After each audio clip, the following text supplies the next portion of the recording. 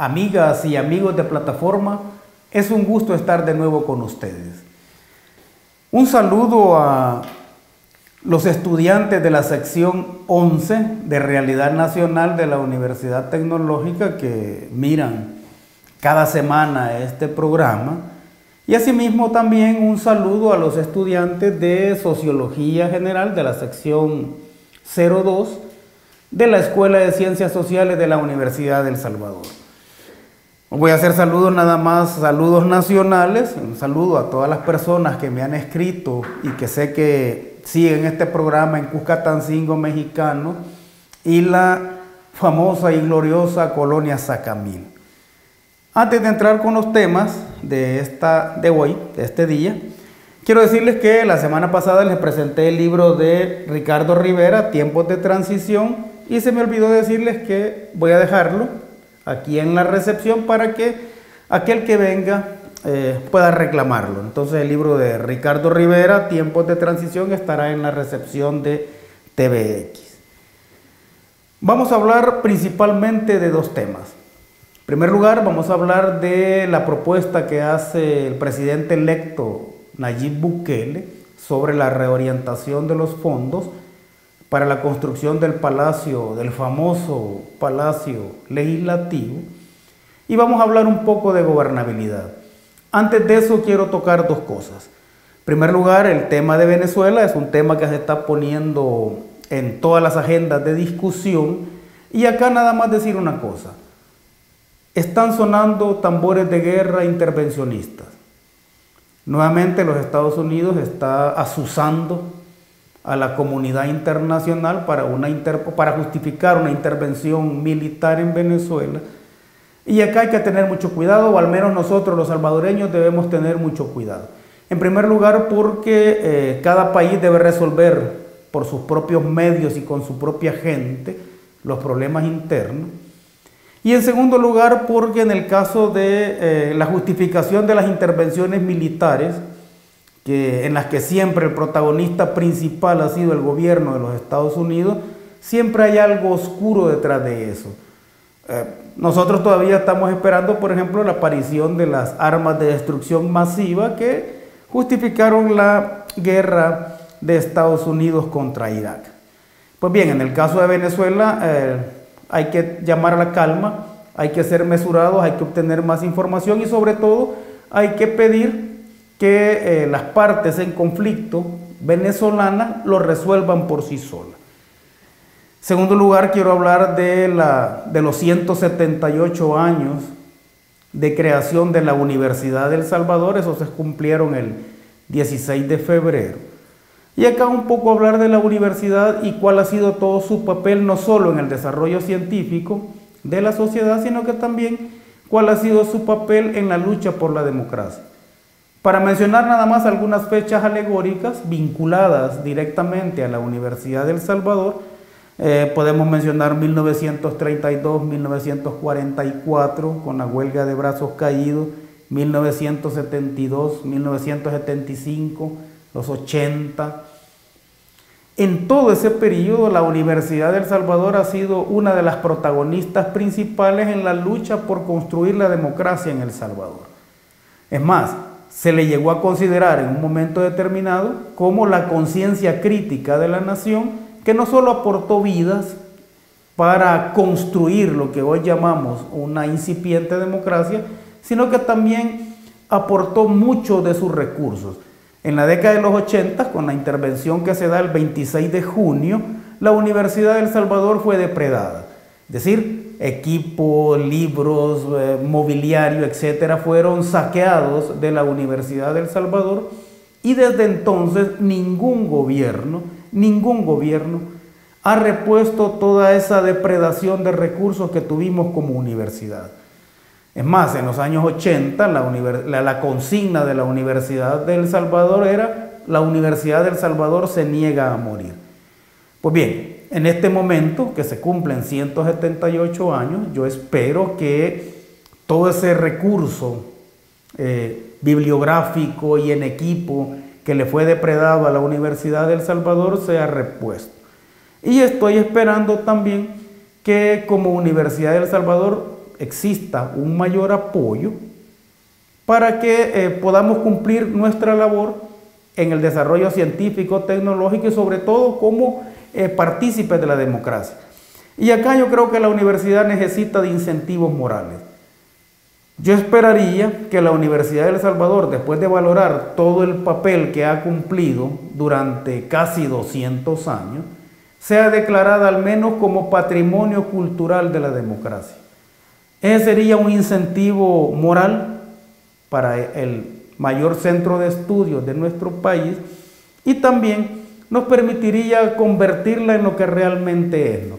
La casa del pueblo que trabaja para el pueblo. O sea, la casa del pueblo es la Universidad de El Salvador, ¿no? La casa del pueblo no es la Asamblea Legislativa. Entonces, esa casa del pueblo necesita recomponer algo que quedó totalmente maltrecho en las pasadas elecciones con la aparatosa caída del FMLN, y es la memoria histórica. Definitivamente que cuando el FMLN cae tan aparatosamente, una de las principales pérdidas que hubo debido a los malos manejos que tuvo cuando entra como partido oficial en la contienda política es la memoria histórica. Han pasado 30 años de la ofensiva del 89. Seguramente si el FMLN se recompone pasarán unos 15 o 20 años más. Y dentro de 45 o 50 años, esa guerra o esa lucha que impulsaron los salvadoreños por construir la democracia y por legalizar un partido político van a estar totalmente en el olvido. Entonces la Universidad de El Salvador, uno de sus papeles como forjadora de la cultura es recuperar esa memoria histórica.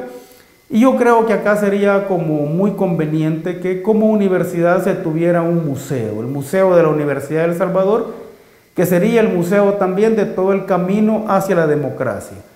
Se me ocurre un lugar alegórico para construir ese museo, es un lugar que le hemos venido pidiendo desde hace muchos años, y es la primera brigada de infantería.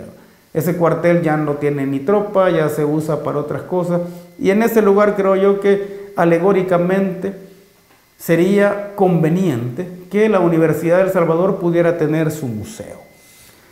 Pero bien, esa es otra petición, son 178 años de estudio y lucha que deben ser reivindicados por algún, espero yo que por algún partido político, ¿no? Le reconozcan ese papel oficialmente a la Universidad de El Salvador.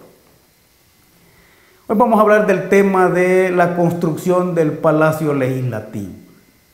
Nayib Bukele da el primer golpe de autoridad moral cuando hace la propuesta de reorientar 16 millones de dólares para la construcción de escuelas y museos. Y ese es un golpe de autoridad moral, ¿verdad? Ese es un golpe que tiene que ver con la gobernabilidad. No tiene nada que ver con el hecho de que, bueno, ha sido catalogado por algunos políticos opositores como actos de populismo. Bueno, Mauricio Funes habla de demagogia, pero en realidad lo que Nayib Bukele hace al hacer esa propuesta es dar un golpe de autoridad moral en el espacio político que necesitamos cambiar de raíz, y es la Asamblea Legislativa. ¿Y por qué es un golpe de autoridad moral? Porque la sola propuesta, la sola idea de construir un palacio legislativo en las dimensiones en las cuales las está defendiendo el presidente de la Asamblea, Norman Quijano, es una obscenidad. Y es una obscenidad que deja entrever que no solo el bipartidismo cayó, sino que deja entrever que ese bipartidismo o ese régimen político que se venía desarrollando en el país está en una total y absoluta decadencia.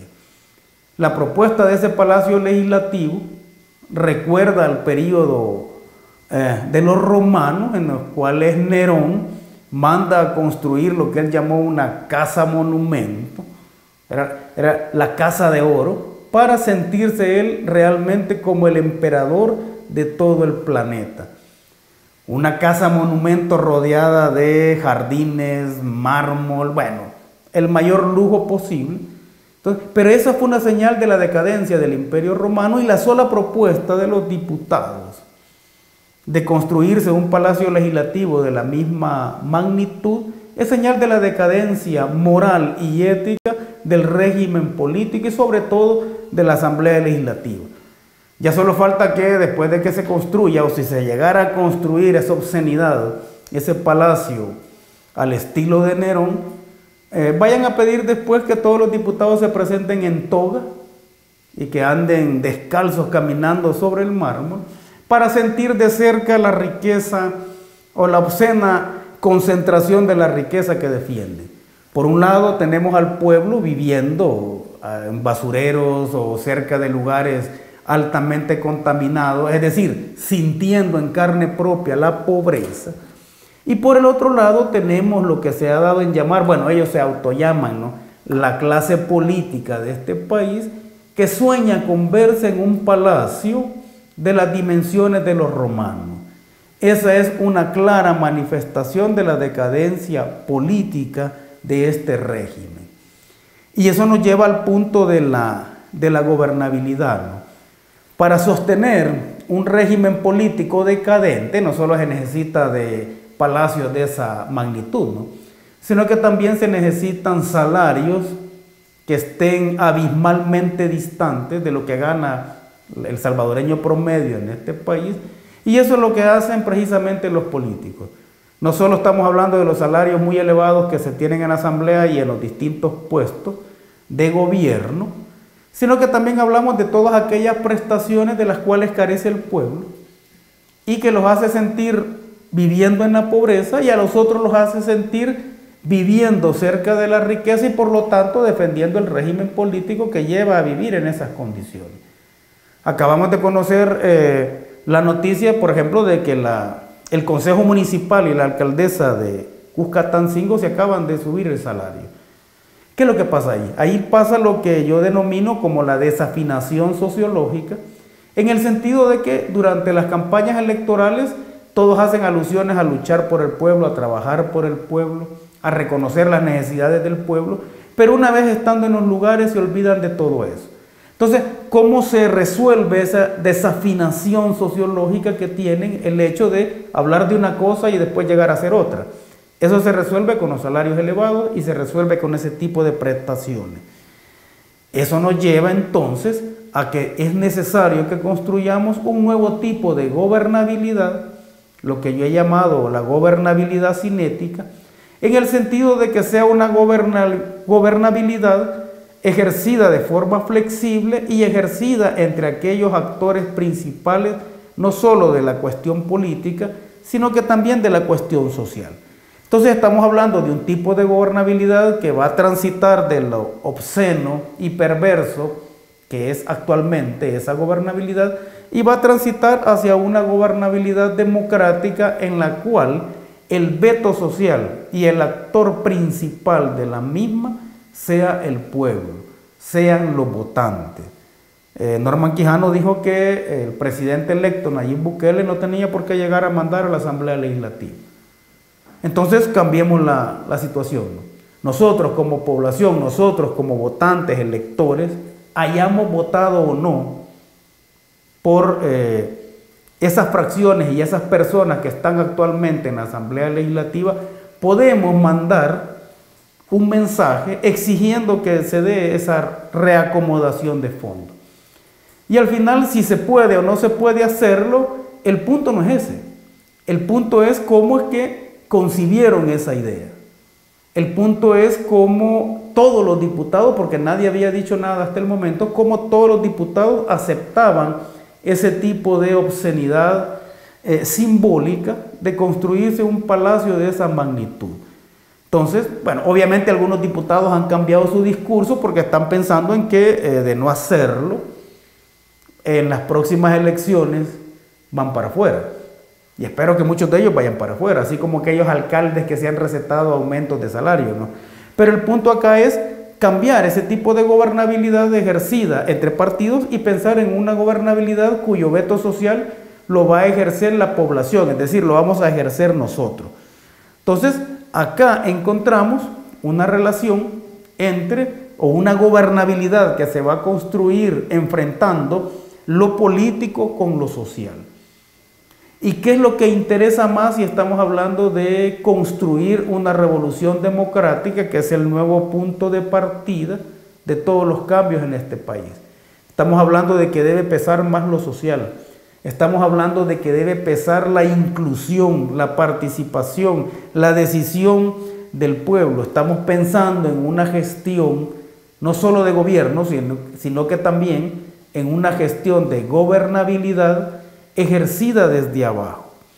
Hasta el momento lo que hemos tenido es una gobernabilidad que piensa en cuestiones técnicas y que más que pensar en las necesidades de las personas, piensa en los arreglos o amaños entre los distintos actores políticos.